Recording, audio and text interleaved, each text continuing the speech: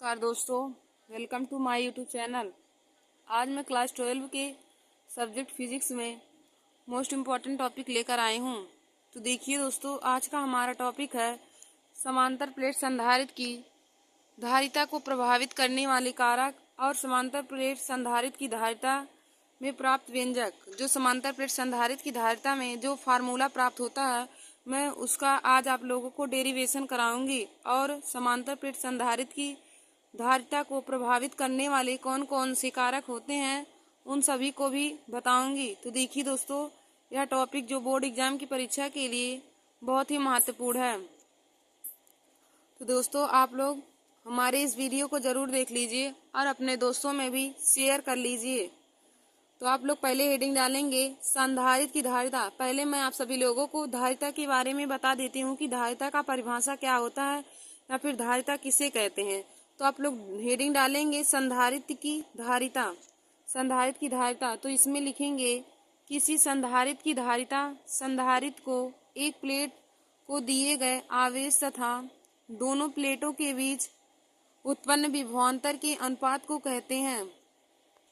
तो देखिए दोस्तों, संधारित्र की धारिता का परिभाषा हो जाएगा कि किसी संधारित्र की धारिता संधारित्र की एक प्लेट को दिए गए आवेश तथा दोनों प्लेटों के बीच उत्पन्न विभवांतर V की अनुपात को संधारित्र की धारिता कहते हैं। देखिए दोस्तों, यदि दोनों प्लेटों के बीच उत्पन्न विभवांतर V है, हम लिखेंगे इसी में कि दोनों प्लेटों के बीच उत्पन्न विभवांतर,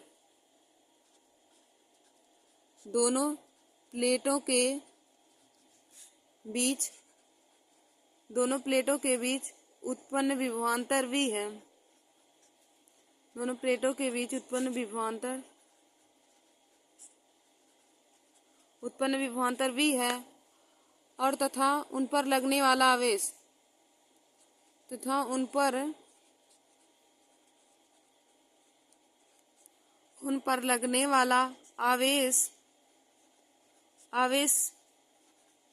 Q है।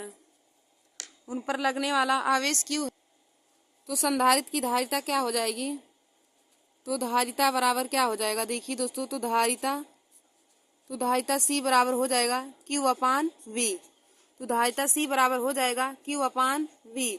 देखिए दोस्तों, यदि दोनों प्लेटों के बीच उत्पन्न विभवांतर V है तथा उन पर लगने वाला आवेश Q है, तो संधारित्र की धारिता C बराबर होता है Q/V।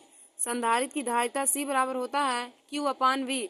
अब देखिए दोस्तों, जहाँ पे Q हमारा आवेश है, V विभवांतर है, C वैद्युत धारिता है। C वैद्युत धारिता है, Q आवेश है और V वैद्युत विभवांतर है।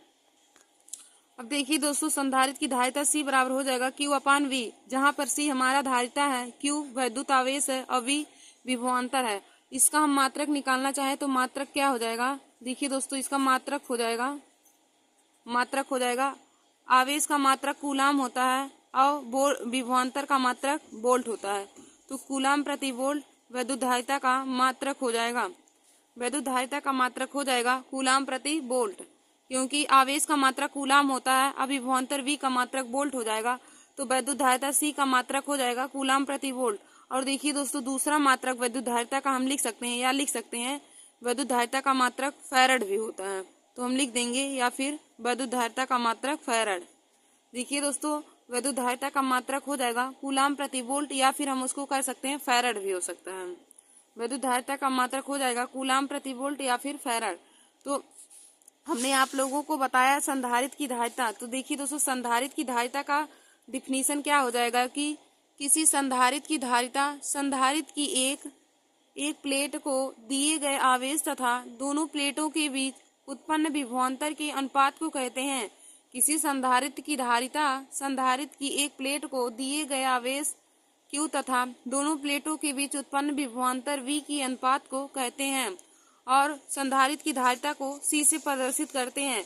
तो देखिए दोस्तों, यदि हम लिखेंगे, यदि दोनों प्लेटों के बीच उत्पन्न विभवांतर V है तथा उन पर लगने वाला आवेश Q है।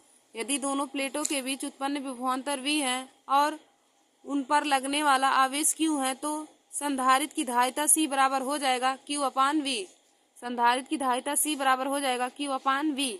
अब देखिए दोस्तों, इसका हम मात्रक यदि निकालें, जहाँ पर Q हमारा आवेश है, V विभवांतर है और C वैद्युत धारिता है। तो इसका मात्रक निकालना चाहे तो हो जाएगा आवेश का मात्रक कूलाम हो जाएगा और विभवांतर V का मात्रक वोल्ट।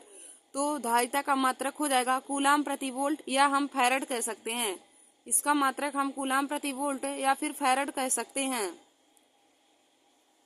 तो वैद्युत धारिता C का मात्रक हो जाएगा कूलाम प्रति वोल्ट या फिर फैरड हम कह सकते हैं। फिर अब देखिए दोस्तों, आगे हम देखेंगे संधारित्र की धारिता को प्रभावित करने वाले कौन कौन से कारक होते हैं। तो हम लिखेंगे इसमें कि हेडिंग डालेंगे संधारित्र की धारिता को प्रभावित करने वाले कारक। संधारित्र की धारिता को प्रभावित करने वाले कारक। तो इसमें अब लिखेंगे कि संधारित्र की धारिता को प्रभावित करने वाले निम्न कारक हैं, या फिर लिख सकते हैं कि संधारित्र की धारिता निम्न कारकों पर निर्भर करती है। तो नंबर 1 है, जिसमें नंबर 1 हेडिंग डालेंगे प्लेटों के क्षेत्रफल पर, यानी कि संधारित्र की धारिता प्लेटों के क्षेत्रफल पर निर्भर करती है। तो हेडिंग डालेंगे नंबर 1 प्लेटों के क्षेत्रफल पर। तो इसमें हम लिखेंगे कि संधारित्र की धारिता प्लेटों के क्षेत्रफल A पर निर्भर करती है। किसी भी संधारित्र की धारिता C प्लेटों के क्षेत्रफल पर निर्भर करती है तथा क्षेत्रफल के अनुक्रमानुपाती होती है। किसी भी संधारित्र की धारिता प्लेटों के क्षेत्रफल पर निर्भर करती है तथा क्षेत्रफल के अनुक्रमानुपाती होती है। देखिए दोस्तों, पहला हम हेडिंग डालेंगे कि प्लेटों के क्षेत्रफल पर। इसमें लिखेंगे कि संधारित्र की धारिता C प्लेटों के क्षेत्रफल A पर निर्भर करती है तथा क्षेत्रफल A की अनुक्रमानुपाती होती है। यानी कि हम लिखेंगे इसमें संधारित्र की धारिता C अनुक्रमानुपाती A, क्योंकि संधारित्र की धारिता प्लेटों के क्षेत्रफल के अनुक्रमानुपाती होती है तो C अनुक्रमानुपाती A हो जाएगा। इसको हम समीकरण 1 मान लेंगे। फिर आगे देखेंगे तो दोस्तों हो जाएगा हमारा अगला हेडिंग देखिए दोस्तों है कि प्लेटों के बीच की दूरी पर, यानी कि संधारित्र की धारिता प्लेटों के बीच की दूरी पर निर्भर करती है। तो हेडिंग डालेंगे कि प्लेटों के बीच की दूरी पर। इसमें लिखेंगे कि संधारित्र की धारिता C प्लेटों के बीच की दूरी D की व्युत्क्रमानुपाती होती है। संधारित्र की धारिता C प्लेटों के बीच की दूरी D की व्युत्क्रमानुपाती होती है, अर्थात हो जाएगा C व्युत्क्रमानुपाती 1/D के। C व्युत्क्रमानुपाती हो जाएगा 1/D के, क्योंकि संधारित्र की धारिता C प्लेटों के बीच की दूरी D की व्युत्क्रमानुपाती होगी। तो हम लिख देंगे C व्युत्क्रमानुपाती 1/D। C हम यहाँ पे लिखेंगे C व्युत्क्रमानुपाती 1/D, क्योंकि संधारित्र की धारिता प्लेटों के बीच की दूरी की व्युत्क्रमानुपाती होता है। तो C व्युत्क्रमानुपाती हो जाएगा 1/D। तो इसको हम समीकरण 2 मान लेंगे। देखिए, पहला नंबर 1 होता है कि संधारित्र की धारिता प्लेटों के क्षेत्रफल के अनुक्रमानुपाती होता है। तो हो जाएगा C अनुक्रमानुपाती A, इसको समीकरण 1 मान लेते हैं। और दूसरा हमारा हेडिंग क्या होता है कि प्लेटों के बीच की दूरी कर, यानी कि संधारित्र की धारिता प्लेटों के बीच की दूरी के व्युत्क्रमानुपाती होता है। तो हो जाएगा C व्युत्क्रमानुपाती 1/D, इसको हम समीकरण 2 मान लेंगे। फिर देखिए दोस्तों, हमारा अगला क्या है। फिर हमारा अगला दिया है कि प्लेटों के बीच के माध्यम पर संधारित्र की धारिता प्लेटों के बीच के माध्यम पर निर्भर करती है। इसमें हम लिखेंगे कि संधारित्र की धारिता दोनों प्लेटों के बीच स्थित माध्यम पर निर्भर करती है। किसी भी संधारित्र की धारिता दोनों प्लेटों के बीच स्थित माध्यम पर निर्भर करती है तथा प्रावैद्युत माध्यम होने पर बढ़ जाती है। संधारित्र की धारिता बढ़ जाती है। यह माध्यम के प्रावैद्युतांक की अनुक्रमानुपाती होती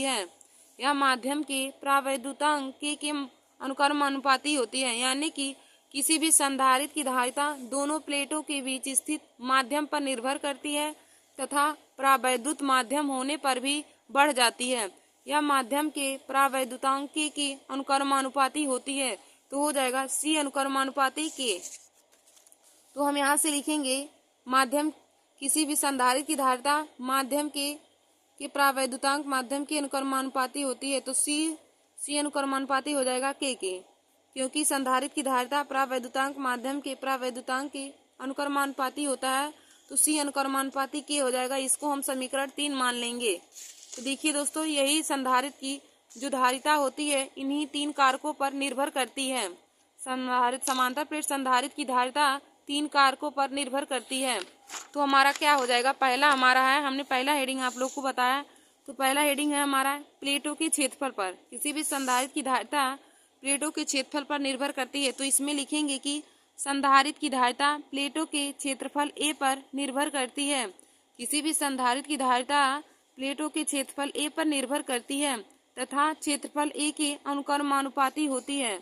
किसी भी संधारित्र की धारिता प्लेटों के क्षेत्रफल A के अनुक्रमानुपाती होती है। तो देखिए दोस्तों, जब अनुक्रमानुपाती रहेगा तो हम लिखेंगे C अनुक्रमानुपाती 1, C अनुक्रमानुपाती A, इसको समीकरण 1 मान लेंगे। फिर हमारा दूसरा है कि प्लेटों के बीच की दूरी पर संधारित्र की धारिता जो होती है वह प्लेटों के बीच की दूरी पर भी निर्भर करती है। तो इसमें लिखेंगे कि संधारित्र की धारिता प्लेटों के बीच की दूरी D के व्युत्क्रमानुपाती होती है। किसी भी संधारित्र की धारिता C प्लेटों के बीच की दूरी D के व्युत्क्रमानुपाती होती है। तो देखिए दोस्तों, जब व्युत्क्रमानुपाती होगा तो हम लिखेंगे C व्युत्क्रमानुपाती 1/D। C व्युत्क्रमानुपाती हो जाएगा 1/D, इसको हम समीकरण 2 मान लेंगे। फिर आगे हमारा क्या होता है, किस पर निर्भर करती है, तो हमारा समांतर प्लेट संधारित्र की धारिता प्लेटों के बीच के माध्यम पर निर्भर करती है। तो हमारी अगली हेडिंग रहेगी प्लेटों के बीच के माध्यम पर। तो इसमें लिखेंगे संधारित्र की धारिता दोनों प्लेटों के बीच स्थित माध्यम पर निर्भर करती है। संधारित्र की धारिता दोनों प्लेटों के बीच स्थित माध्यम पर निर्भर करती है तथा प्रावैद्युत माध्यम होने पर बढ़ जाती है। यह माध्यम के प्रावैद्युतांक के अनुक्रमानुपाती होती है। यह माध्यम के प्रावैद्युतांक के माध्यम पर अनुक्रमानुपाती होती है। तो लिखेंगे C अनुक्रमानुपाती K हो जाएगा। यहाँ से तीसरा हमारा हो जाएगा C अनुक्रमानुपाती K, इसको हम समीकरण 3 मान लेंगे। देखिए हमारा पहला समीकरण है C अनुक्रमानुपाती A, यानी कि संधारित्र की धारिता प्लेटों के क्षेत्रफल के अनुक्रमानुपाती होता है। तो इसको हम लिख लेंगे C अनुक्रमानुपाती A समीकरण 1। फिर दूसरा हमारा क्या होता है कि संधारित्र की धारिता प्लेटों के बीच की दूरी के व्युत्क्रमानुपाती होता है। तो यहाँ से हो जाएगा C व्युत्क्रमानुपाती 1/D, इसको हम समीकरण 2 मान लेंगे।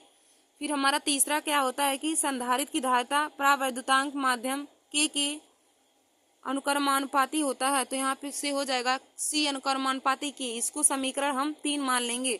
तो देखिए दोस्तों, संधारित्र की धारिता इन्हीं 3 कारकों पर निर्भर करती है। धन्यवाद दोस्तों। ऐसे हमारे वीडियो को देखने के लिए आप सभी लोग हमारे YouTube channel Nancy success classes को सब्सक्राइब कर लीजिए।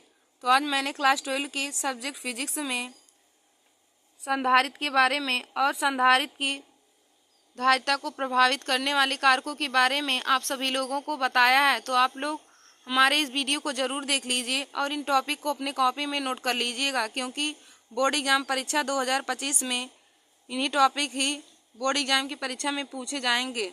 धन्यवाद दोस्तों।